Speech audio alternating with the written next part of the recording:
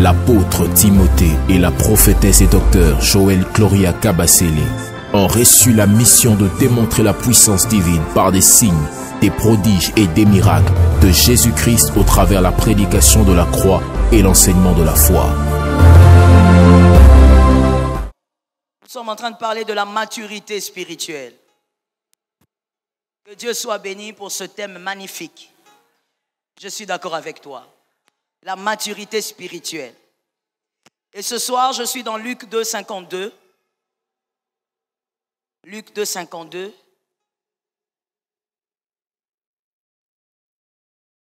On peut avoir le verset ou pas? Non, on ne peut pas avoir le verset? D'accord, il y a juste d'un côté. Et voici ce que la parole dit, Luc 2, 52. Et Jésus croissait en sagesse et en stature, et en grâce devant Dieu et devant les hommes. Quelqu'un a dit Amen. Donc ici, on nous présente l'homme de Jésus-Christ qui, lui, grandissait premièrement en... Non, regardez là-bas. Premièrement, il grandissait... C'est un enseignement. Je crois que quand on parle de la maturité spirituelle, on enseigne. Il grandissait premièrement en sagesse. C'est important de voir ça en premier. On a présenté d'abord la sagesse, avant même la stature. Deuxièmement, il grandissait en...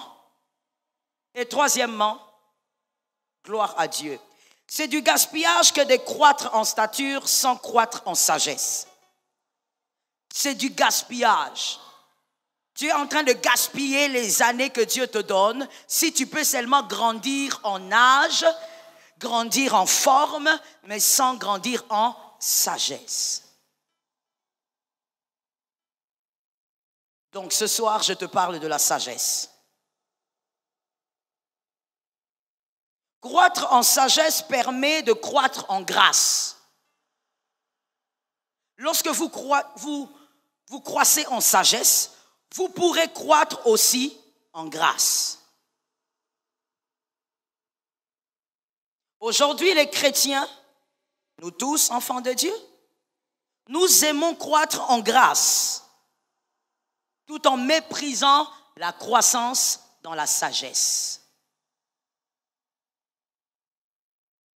Parlons un peu de la grâce, selon ce verset. Le mot utilisé dans ce verset, le mot utilisé dans les manuscrits grecs, c'était le mot charis. Le mot charis est le mot qui a été utilisé là, qui a été interprété évidemment avec le temps par grâce. Que veut dire le mot charis? Le mot charis veut dire des bénédictions accordées, des dons. Des bénédictions accordées ou alors des dons. Donc ici, comprenez qu'on parle des dons accordés par Dieu. Il grandissait aussi par rapport à tous les dons accordés par Dieu, mais on a d'abord commencé par la sagesse avant de parler des dons ou des grâces. Je disais donc, aujourd'hui, nous, enfants de Dieu, toi et moi, nous aimons tellement le charis, c'est-à-dire les grâces, les dons et tout ce que tu veux. Nous aimons tellement le charis que nous négligeons de croître en sagesse. Et pourtant, le charis ne vous introduit pas dans votre destinée. C'est la sagesse qui vous introduit dans votre destinée. Que Dieu bénisse celui qui a entendu. Selon Genèse 39, 4 à 20, Genèse 39, 4 à 20, c'est l'histoire de Joseph. Genèse 39, 4 à 20. Regardez bien ce qui se passe là. C'est par la sagesse que Joseph a fui la femme de Potiphar. Qui a dit Amen? C'est par la sagesse que Joseph a compris qu'il ne devait pas coucher avec la femme de Potiphar. C'est par la sagesse que Joseph a compris qu'ici, là, il faut fuir, il ne faut pas parler. Mais parce que Joseph a appliqué la sagesse a envoyé Joseph où? J'ai entendu 2 personnes là-bas. Vous connaissez l'histoire ou pas? Vous connaissez? Si vous connaissez, répondez alors. C'est par donc la sagesse que Joseph a fui la femme de Potiphar. On peut donc dire que la sagesse a envoyé Joseph où? En prison. Quand la sagesse envoie Joseph en prison, Joseph entre sur le chemin de sa destinée. Et Joseph sort de la prison, pas par la sagesse, mais par le charisme. Donc, c'est la sagesse qui te place sur le chemin de ta destinée. Et le charisme, maintenant, est la bénédiction de l'Église et des hommes. Mais le charisme n'est pas plus important que la sagesse. Parce que c'est la sagesse qui vous met sur le chemin de la destinée. La sagesse vous place sur le chemin de Pharaon. Mais pour sortir maintenant de là, il faut le charisme. Mais regardez ce qui se passe aussi avec Joseph comme avec Jésus. Quand la sagesse l'introduit en prison, dans la prison, Joseph grandit en charisme. C'est dans la prison que Joseph, tous ses dons ont commencé à grandir. Celui qui n'était pas capable d'interpréter les songes, c'est Jacob, a interprété les songes de Pharaon. Le charisme n'est pas plus grand que la sagesse. Je suis d'accord. Que quelqu'un le dise, le charisme n'est pas plus important que la sagesse. Et répète bien ceci, le charisme n'est pas plus important que la sagesse. Je l'ai dit calmement, je crois que tu as compris ce que c'est le charisme. Le charisme crée les adversaires. Les dons, les grâces créent les adversaires. Sans la sagesse, vous allez combattre vos adversaires. C'est bien de m'écouter et de bien comprendre. Le charisme, c'est quoi?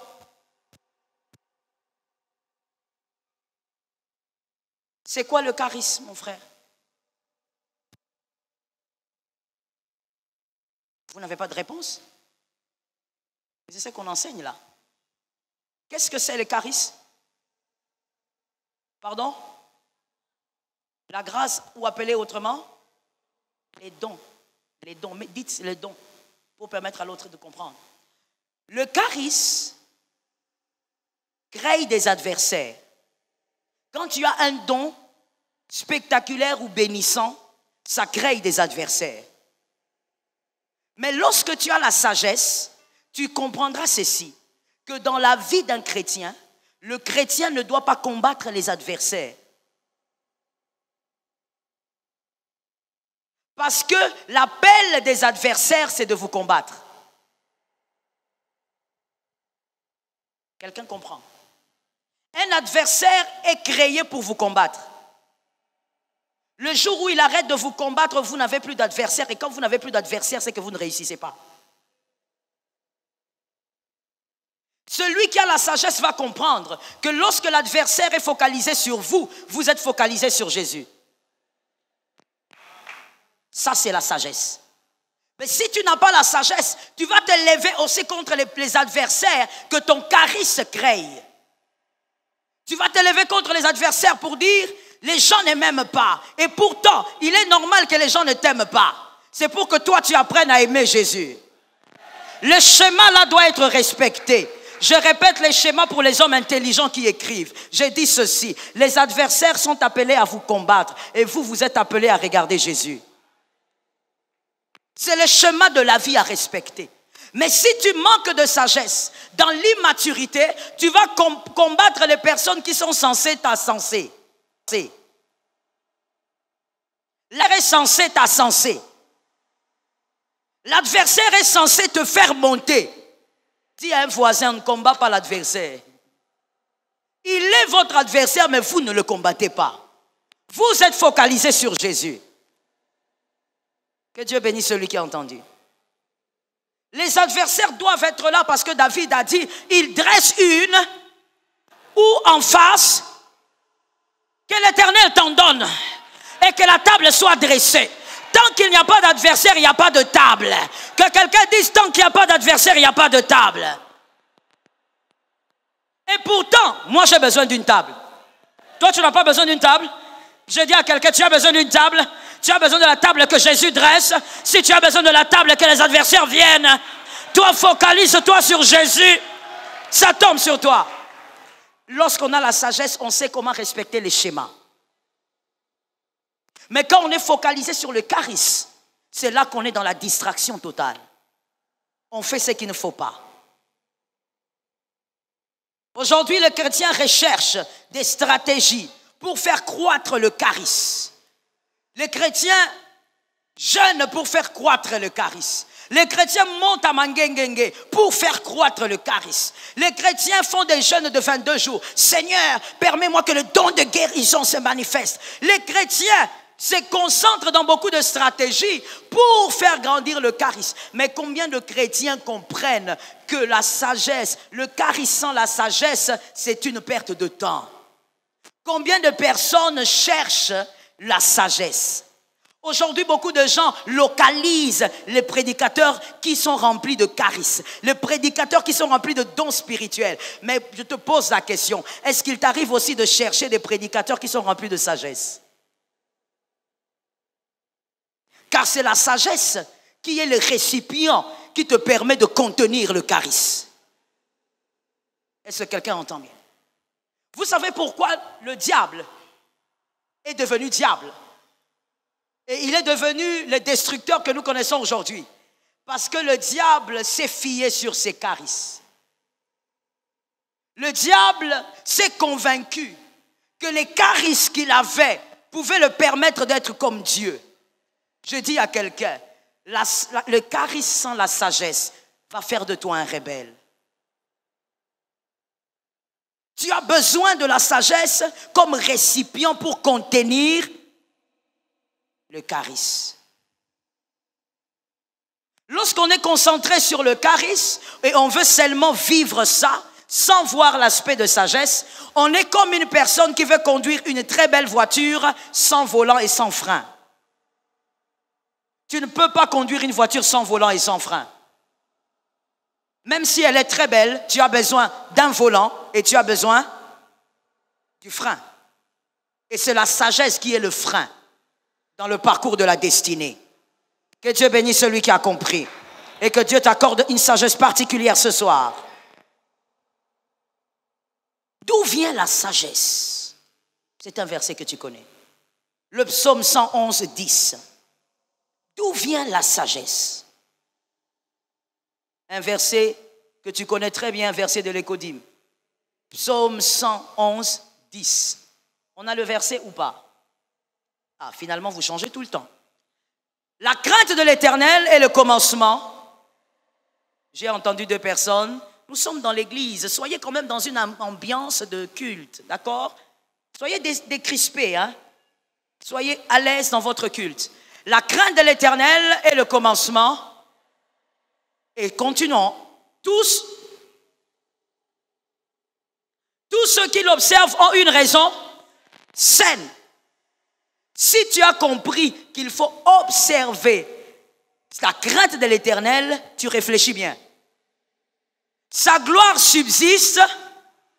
Au nom de Jésus, que la gloire de Dieu subsiste en toi à jamais. Et quand on dit à jamais, même quand tu mourras, que ta postérité vive la gloire. La crainte donc de l'Éternel est le commencement de la sagesse. Mais à quel moment est-ce qu'on peut dire qu'on craint Dieu? C'est au moment où on fait beaucoup de sacrifices. C'est au moment où on donne beaucoup d'offrandes.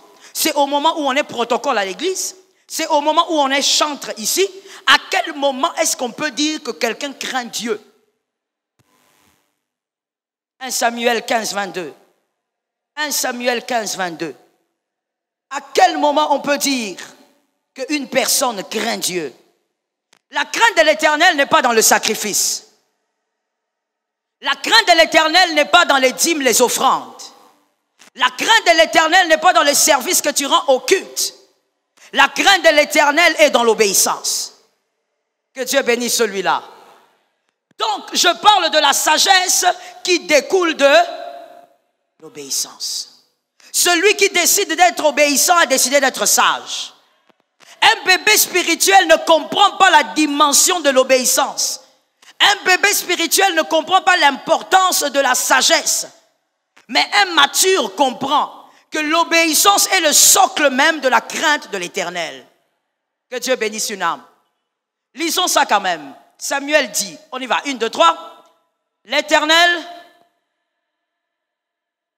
Et comme, s'il vous plaît, on va reprendre, hein? On va reprendre. On va bien lire, sans problème. Samuel dit, l'Éternel est comme, c'est clair. L'Éternel trouve-t-il plaisir dans le sacrifice? Tu viens ici, tu sers Dieu tous les jours, merci. Tu es agent de la sécurité, merci. Est-ce que l'Éternel est content de ce que tu fais plus que de l'obéissance? L'Éternel trouve-t-il du plaisir dans les holocaustes? Non, j'ai donné déjà un bijou à Dieu de la valeur de 5 000 $. Est-ce que c'est important pour Dieu plus que l'obéissance? Ce qui compte pour Dieu, c'est l'obéissance. Les adultes spirituels respectent l'obéissance. Dis à ton frère le respect de l'obéissance. Il y a des gens qui ne comprennent pas que l'obéissance a un poids. Les bébés spirituels jouent avec l'obéissance. Les bébés spirituels ne pensent même pas à l'importance de l'obéissance. L'obéissance, être obéissant, c'est le commencement de la sagesse. Que l'Éternel bénisse quelqu'un. Celui qui se sacrifie généralement beaucoup, écoutez bien s'il vous plaît, celui qui se sacrifie beaucoup pour le Seigneur, surtout dans la maison de Dieu, et qui ne vit pas dans l'obéissance, il cherche l'approbation des hommes. Il ne le fait pas pour Dieu. Tu n'as pas besoin de l'approbation des hommes. Si tu as commencé à servir Dieu et que tu constates que tu es dans la désobéissance, frère, grandis et sors de la désobéissance. D'ailleurs, tu peux même arrêter de servir Dieu d'abord. Rentre dans l'obéissance. Ça ne sert à rien de servir sans obéissance. Les bébés spirituels, ils ont beaucoup de zèle à l'église, mais ils ne sont pas obéissants face à la parole de Dieu. Mais les matures savent que ça ne sert à rien de faire semblant devant les hommes. Ce qui compte, c'est obéir à Dieu. Obéir à Dieu est un signe de maturité. Je veux dire ça autrement. Tout le monde ne peut pas obéir à Dieu parce que tout le monde ne peut pas grandir. Il y a des gens, même si on les prêche ici pendant 2 mois, ils ne grandiront pas. Ce sont des nains spirituels. Ils ne peuvent plus grandir. Mais un homme qui est appelé à grandir comprend que l'obéissance est le signe de la maturité. Servir Dieu, même un sorcier peut faire semblant de servir Dieu. Un sorcier peut faire semblant d'être protocole, zélé d'ailleurs. Il vous dépasse même en zèle. Un sorcier peut chanter ici et la voix est merveilleuse. Oh, qui a dit que les sorciers ont des vilaines voix? Un sorcier peut être ici. On a même vu dans cette ville des sorciers pasteurs. Sorcier. Là n'est pas le signe de la maturité. Mais obéir à Dieu, un sorcier ne peut pas. Gloire à Dieu pour la grâce. Obéir à Dieu, celui qui n'est pas attaché à l'alliance ne peut pas. Obéir à Dieu, c'est pour les matures. Dis à ton frère que l'Éternel nous aide. La Bible dit l'observation de sa parole. N'est-ce pas? Toujours dans Samuel. L'observation de sa parole vaut mieux que le sacrifice. Nous avons 2 personnes. Il faut l'observation de sa parole vaut mieux. L'observation de sa parole vaut mieux que la graisse du bélier. Pourquoi on a parlé de la graisse du bélier? Parce que la graisse du bélier détermine la qualité du bélier. Mais on dit celui qui observe sa parole.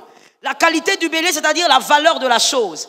Celui qui observe sa parole est plus important que tout ce que les hommes considèrent d'important. Celui qui observe la parole de Dieu est plus cher que tout ce que les hommes appellent cher.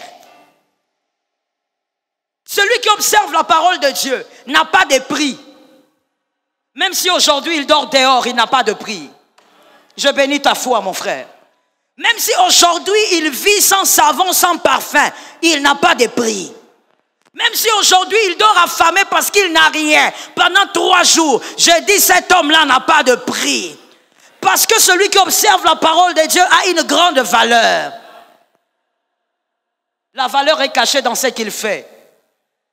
We praise the name of Jesus. Écrivez pour vous qui écrivez, et c'est bien d'écrire. Le premier A. Le premier bras de la sagesse, je l'ai déjà dit, c'est l'obéissance. L'obéissance. L'obéissance à Dieu. Chercher à écouter Dieu, c'est bien. Chercher à écouter Dieu, c'est très bien. Je suis d'accord avec toi. Va chercher à écouter Dieu. Entre en retraite. Va chercher des prophètes. Nzambalobinini, c'est très bien.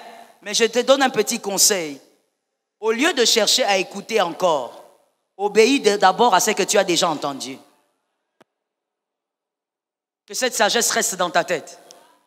Au lieu de chercher d'écouter encore, tu veux encore plus de prophètes, tu veux encore plus.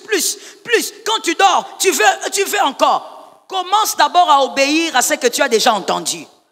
Tel que tu es là, mon frère, je sais, tu as trop entendu déjà. Toutes les prédications que tu as entendues ici, toutes les prophéties que tu as entendues, commence d'abord à obéir à ce que tu as déjà entendu. Le bébé spirituel retient pour la vie, c'est une sagesse de la montagne. Le bébé spirituel, il aime entendre la parole ou les prophéties pour être rassuré. Mais le mature, il obéit pour être rassuré. Ça tombe sur toi. Parce que quand tu dis Amen, tu te greffes à une parole. Le bébé spirituel, s'il n'a pas de prophétie, il n'est pas à l'aise. Il faut qu'il y ait une prophétie. Et même quand un rêve ne dit rien, le bébé spirituel veut absolument que ses rêves soient interprétés. Il faut seulement que Dieu lui dise quelque chose. Mais le mature, lui, il est rassuré quand il obéit à Dieu. Je vais vous expliquer ça. Le mature spirituel, quand il obéit à Dieu, il est rassuré qu'il grandit bien. Ça lui rassure. Le mature spirituel, quand Dieu lui demande une chose difficile et il le fait, il va dans l'obéissance, il est rassuré parce qu'il comprend qu'il grandit bien. Le jour où le mature spirituel constate qu'il n'arrive plus à obéir à Dieu, il se sent en danger. Il comprend qu'il a atteint le red line. Il comprend qu'il a atteint une pente dangereuse.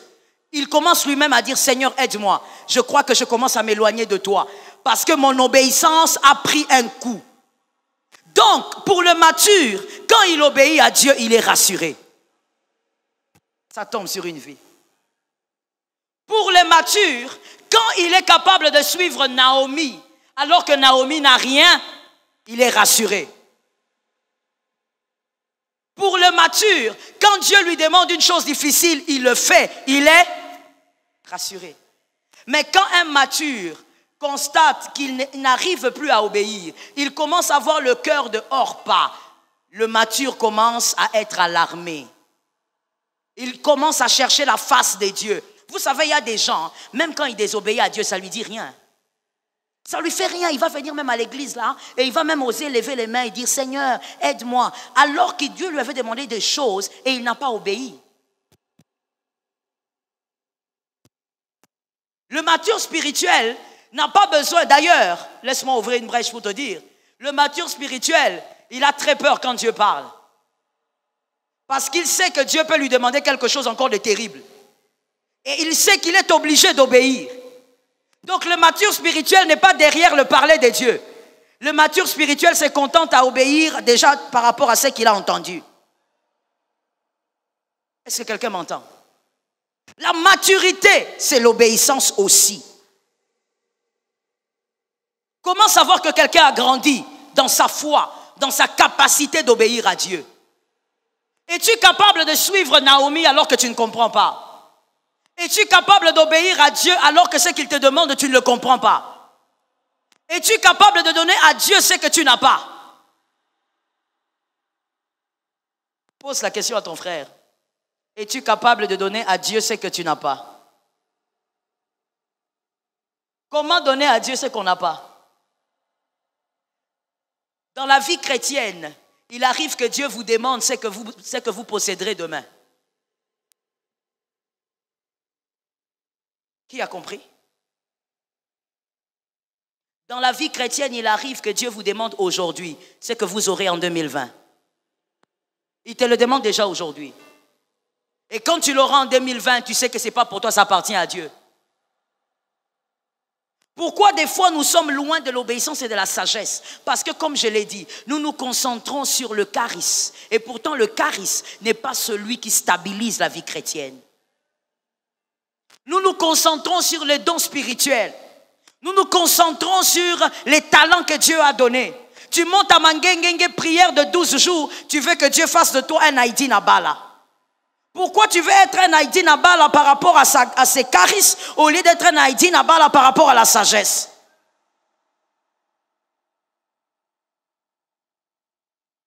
C'est par manque de sagesse que toute la sagesse de Salomon, et prenez ça comme ça, c'est par manque de sagesse que toute la sagesse de Salomon ne l'a pas aidé à aller loin des dieux. Et quelqu'un m'entend? Aujourd'hui, on a très peu de gens à l'église qui obéissent à Dieu quoi qu'il arrive. C'est comme ça que même lorsque Dieu te demande les choses les plus banales, tu reportes toujours l'obéissance. Un frère me disait, maman, j'ai des dîmes, vraiment beaucoup de dîmes à venir te donner parce que j'ai beaucoup de dettes de Dieu. Et il trouve ça normal. Tu vis dans la désobéissance à tous les niveaux, tu es un bébé. Tu vis dans la désobéissance en pensant que tu vas essayer de te racheter. Mon frère, il y a des choses quand Dieu les demande aujourd'hui et que tu ne les fais pas aujourd'hui, tu as perdu une place quelque part. Dis à ton frère, ne perds pas ta place par désobéissance. Lorsque Dieu te demande d'obéir aujourd'hui, c'est parce qu'il veut t'amener à grandir. Il veut t'amener à évoluer avec lui dans une autre dimension. Sors de cette dimension d'enfance. Je suis d'accord avec toi. Sors de cette dimension d'enfance. Grandis et sois obéissant à Dieu. Que l'obéissance à Dieu soit pour toi un joyau. Dans la vie, obéis à Dieu. Quand ça va, obéir à Dieu. Obéis à Dieu. Et quand ça ne va pas, obéis à Dieu. Obéis à Dieu avec les larmes. Obéis à Dieu dans la joie. De toutes les manières, obéis à Dieu. Est-ce que quelqu'un m'entend très bien? Oh my God. Voilà pourquoi les chrétiens, généralement, nous n'évoluons pas convenablement. Nous ne croissons pas convenablement. Nous sommes déséquilibrés. Très déséquilibrés. Tu vas voir quelqu'un qui a une grâce prophétique extraordinaire, mais un grand impoli. Tellement impoli, arrogant, il ne supporte même pas vivre avec les gens. On lui ferme des portes parce qu'il est arrogant alors qu'il a une grâce prophétique extraordinaire. Tu verras un chanteur magnifique qui a une voix extraordinaire, mais on ne lui ouvre jamais des portes. Pourquoi? Cette personne a un manque de sagesse. Tu es concentré sur le charisme et tu négliges l'obéissance à Dieu. Et pourtant, c'est l'obéissance à Dieu qui va façonner ton charisme. Que l'Éternel bénisse une âme. Arrête de courir derrière les hommes d'onction. Cours derrière la sagesse. Je bénis les hommes qui ont dit Amen. Ce sont des hommes sages. Cours derrière la sagesse. Moi, j'ai vu un garçon, vraiment, il est amusant. Il me fait souvent rire, ce petit. Quand il ouvre la Bible, il me dit, maman, comme moi j'ouvre la Bible, ah, maman, la Lukaka, bah, verset, bah, miracle, maman, miracle. Miracle. Tu veux ressusciter Lazare? C'est bien. Et après? Et après? Le miracle est une chose merveilleuse. Mais ce n'est pas le miracle qui conduit les vies. La vie est conduite par la sagesse. Et l'obéissance est le socle dans la sagesse. Celui qui a commencé à obéir a commencé à être sage. Un mature spirituel est celui qui comprend que dans l'obéissance avec Dieu, on n'obéit pas que quand on comprend, on obéit surtout quand on ne comprend pas. Que Dieu bénisse une âme. Quand on ne comprend pas, c'est là qu'il faut obéir. On ne rencontre pas Boaz quand on a compris. Mais on rencontre Boaz parce qu'on a suivi une femme sans comprendre. Que l'Éternel te fasse grâce aussi. Je disais que l'Éternel te fasse grâce. Qu'Adonai te fasse grâce aussi. Boaz, ce n'est pas pour les calculateurs. Toi, Dieu te dit, fais ça, tu commences à calculer. Frère, tu es en train de perdre ton temps. D'abord, tu es un bébé. Dis à quelqu'un bébé. Vous êtes dans l'église. Même dans l'Ancien Testament, quand on avait des problèmes avec quelqu'un, on fuit dans les temples, on ne peut pas te toucher. Bon, Borobunda, tala yebisa bébé. Ata za bishop, yebisa bébé. Dieu te dit de faire une chose, toi tu commences à calculer. Avec Dieu, il ne faut pas attendre. Quand Naomi doit partir, suis Naomi. Cours derrière Naomi.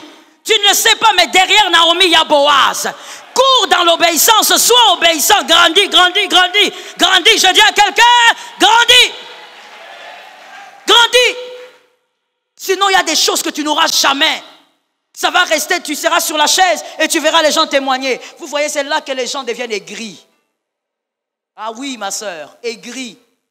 Quand tu vois Dieu commencer à bénir, élever quelqu'un, oh, bah, wana bakisi na bango, bakisi nini? Obéissance ndé. Obéissance ndé. Oh non, comme je vois, non, moi je connaissais cet homme-là, non, non, jamais. Et quoi, ça la normalité?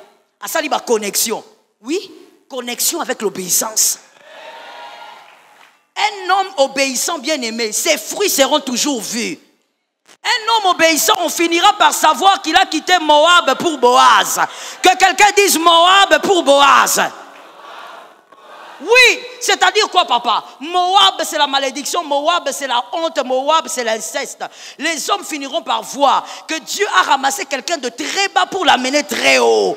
Ça tombe sur une âme, sur un fils de l'alliance, ça tombe sur toi. On finira par voir que Yozala qui n'a semingi. Vous savez, les hommes, ils aiment toujours comprendre la logique des choses. Ils aiment comprendre comment les événements se sont passés. Comment lui, il sort de l'Odébar, il est arrivé là-bas. Frère, l'obéissance. L'obéissance n'est pas facile. Quand lui, il obéissait, toi, tu étais dans la désobéissance. Et quand il aura Boaz, il ne faut pas discuter sur Boaz. Boaz est le fils de l'alliance. La bénédiction que tu auras, qu'on n'appelle pas ça fétiche, c'est la bénédiction de l'alliance. Qu'on n'appelle pas ça maraboutage, c'est la bénédiction. Il y a voisin, moi, bien. Pour l'église, il y a voisin, moi, façon. Il y a voisin, moi, bien. C'est l'obéissance qui va m'élever.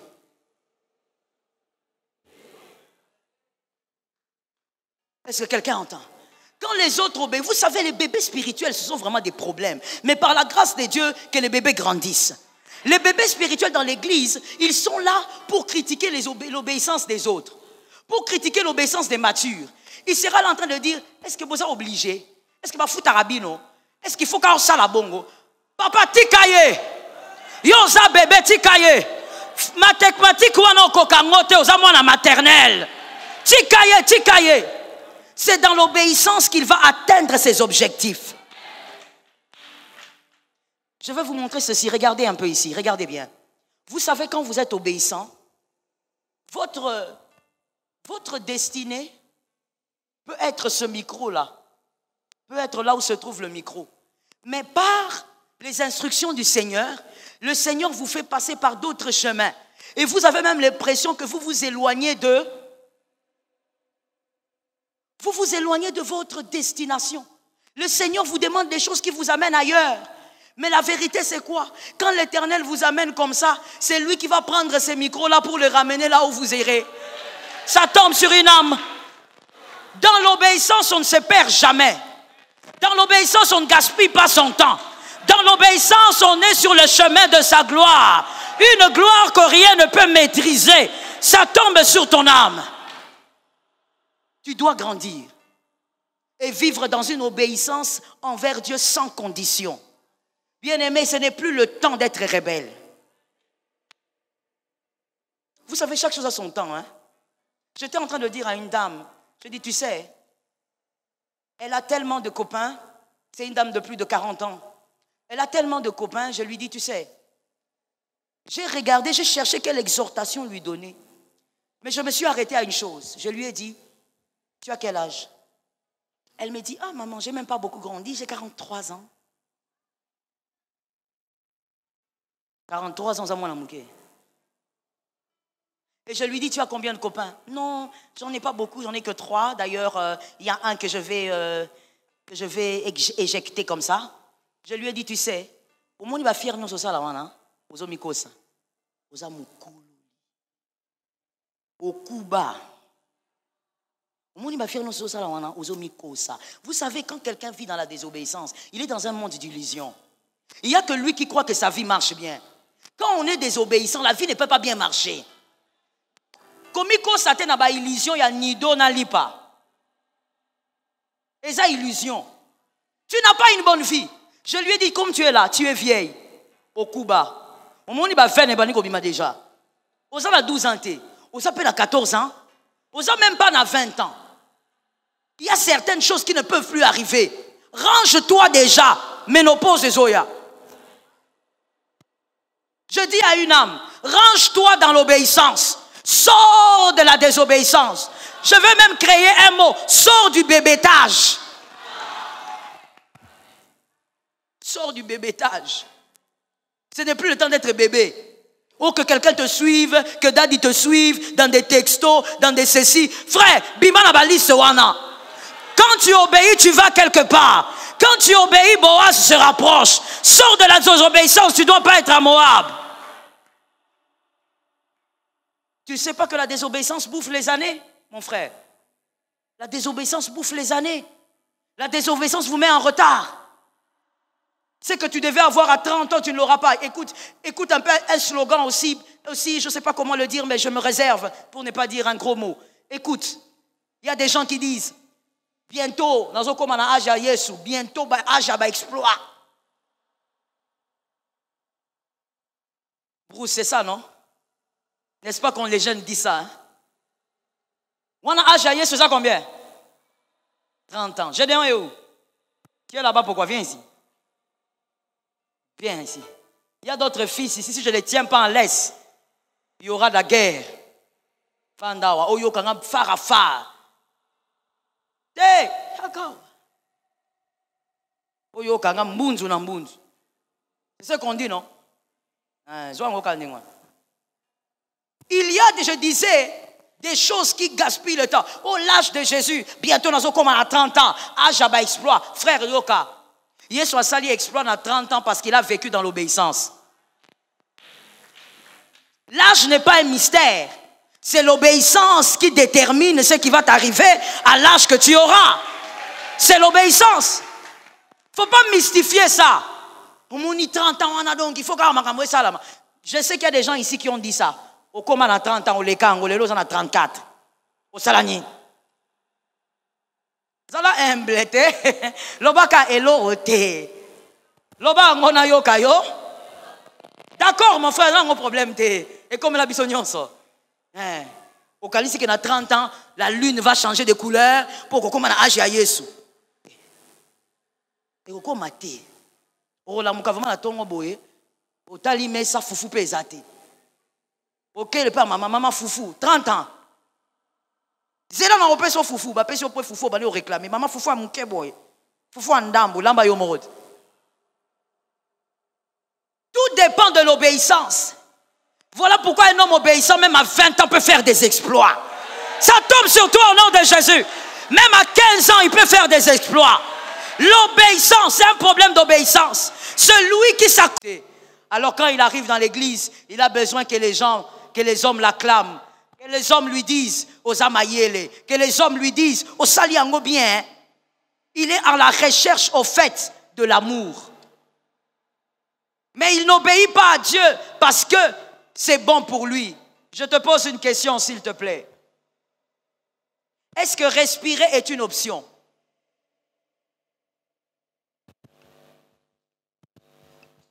C'était une question. Est-ce que respirer est une option? Pourquoi ce n'est pas une option?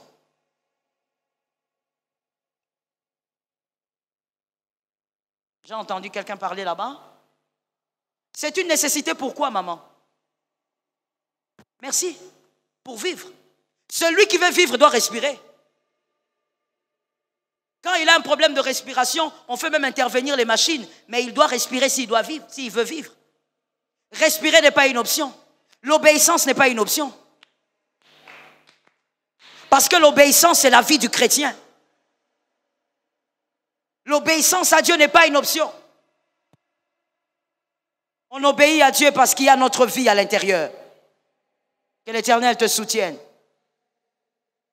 Il y a des gens qui sont habitués à vivre la grâce de Dieu derrière l'obéissance des autres. C'est parce que tu as un pasteur qui obéit à Dieu que les sorciers ne te mangent pas. C'est parce que tu as un pasteur qui jeûne pour toi. Voilà pourquoi il y a des opportunités. Mais toi-même, tu n'es pas obéissant. Tu ne vis pas dans l'obéissance. Si ça ne dépendait que de toi, on t'aurait déjà bouffé. Lot était visité parce qu'Abraham obéissait à Dieu. Tu n'es pas un Lot, sors de là. Tu dois obéir à Dieu toi-même pour vivre toi-même des expériences surnaturelles. Tu ne dois pas dépendre de l'obéissance de quelqu'un pour vivre la gloire de Dieu. Sors de cette vie-là. Dis à un voisin, il est temps d'obéir à Dieu sérieusement. Mon frère, il est temps. Il est temps de grandir. Vous savez, celui qui obéit à Dieu facilement n'aura pas du mal à obéir aussi aux hommes. Il y a des gens qui ont du mal à obéir aux hommes parce qu'ils obéissent très mal à Dieu. Ils vivent dans la désobéissance. C'est comme on dirait ceci. J'ouvre cette parenthèse-là. Je ne sais vraiment pas si je me fais entendre parce que moi-même je ne m'entends pas. Je dis ceci. Une personne qui ne respecte pas son père biologique, sa mère biologique, le respect qu'il donne à son pasteur est hypocrite. C'est très hypocrite. Même lui-même, des fois, il ne sait pas qu'il est dans l'hypocrisie. On ne peut pas ne pas respecter son père biologique et respecter son pasteur. C'est de l'hypocrisie. Ton pasteur, tu l'as rencontré il y a peut-être 10 ans, il y a peut-être 20 ans, il y a peut-être, je ne sais pas, 21 ans. Ton père, tu l'as connu depuis que tu es né. Comment tu ne peux pas respecter cet homme-là et tu vas respecter ton pasteur? Tu vas me dire, non maman, mon pasteur, il a été tellement bon, il m'a beaucoup aidé. Même là où papa m'a abandonné, mon pasteur était là. Mais alors, tu ne respectes pas ton pasteur, mais tu l'aimes par intérêt. Tu l'aimes parce qu'il est doux avec toi. Tu l'aimes parce qu'il t'écoute quand tu as des problèmes. Tu l'aimes parce qu'il est présent quand tu as des problèmes. Donc, tu n'as pas d'amour. Tu es là par intérêt. Parce que l'amour, c'est sang. Celui qui n'obéit pas dehors, n'obéira pas dedans. C'est de l'hypocrisie. Si tu ne peux pas obéir aux hommes dehors, ce n'est pas à l'église que tu vas obéir. Celui qui ne respecte pas son mari, s'il respecte le pasteur, la femme est hypocrite. Le mari qui t'a épousé, tu n'arrives pas à le respecter, c'est ton pasteur que tu respectes, tu es hypocrite. L'obéissance commence par Dieu. Tu respectes Dieu, tu obéis Dieu, tu pourras obéir aux hommes. D'ailleurs, moi, je me réserve, que le Seigneur m'en préserve. Attention de te faire entourer des hommes qui t'obéissent à toi, mais à Dieu, ils n'obéissent pas. Il y a beaucoup de désobéissance. Et toi, tu dis, je suis bien entouré. Bah, obéis à Kangaï, bah, respecte à Kanga. Tu es dans un mirage. Celui qui n'obéit pas à Dieu te poignardera un jour. Place-toi le faux l'obamé. Place-toi le l'obamé no bika. Pas semblant, il y a pas respect. Oh, ya awa. Dadia yebisio. Ramasse-moi l'eau là.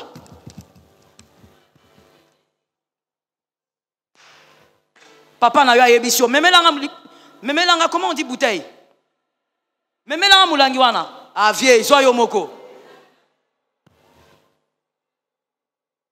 Et tu dis tu es enfant de Dieu. Et tu dis tu es chrétien. Et tu dis tu veux que Dieu agisse. Dieu agit dans l'obéissance. Dieu opère dans l'obéissance. La Bible me dit même Jésus a reçu le nom au-dessus de tous les noms à cause de l'obéissance. Les bébés spirituels n'aiment pas ce genre de prédication. Les bébés spirituels aiment qu'on leur dise seulement et exclusivement Dieu va te bénir. De quelle bénédiction tu parles sans obéissance? Dieu ne bénit pas les bébés. Dieu protège les bébés.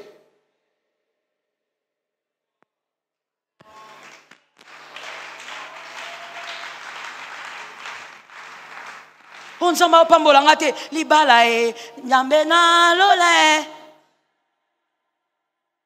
Obala, nzama obala obeso libala te oza bébé. Azobate lonanu. Le bébé se protège. Mais un adulte, un mature, Là maintenant Dieu le bénit. Parce que Dieu sait que la bénédiction ne va pas détruire son obéissance. Est-ce que quelqu'un m'entend bien? Que l'Éternel nous préserve du mal. Je finis en disant la différence qui existe entre la classe maternelle et la 6e primaire. La différence ne réside pas dans la salle ou dans la grandeur de la salle. Mais la différence est cachée dans le type des cours dispensés. Celui qui est en maternelle et celui qui est en 6e primaire, la différence est dans les cours dispensés. En maternelle, on leur dit c'est bleu, c'est jaune par rapport à leur âge. Et en 6e primaire, on commence à enseigner l'histoire, la géographie et on évolue par rapport à leur âge. Tu sais pourquoi il y a des choses que Dieu ne te demande pas de faire? Tu sais pourquoi il y a des directives que Dieu ne te donne jamais? Parce qu'il sait que tu es bébé. S'il te le donne, tu vas tomber dans la désobéissance. Mais il y a des gens aussi. L'Éternel peut tout dire. L'Éternel peut tout demander. Ces personnes vont donner. Parce que ces personnes ont grandi spirituellement. Sois capable de grandir au niveau où, quand Dieu demande une chose, tu es prêt à donner. Est-ce que quelqu'un m'entend bien? Quand Dieu est prêt à demander même ta maison, tu peux donner.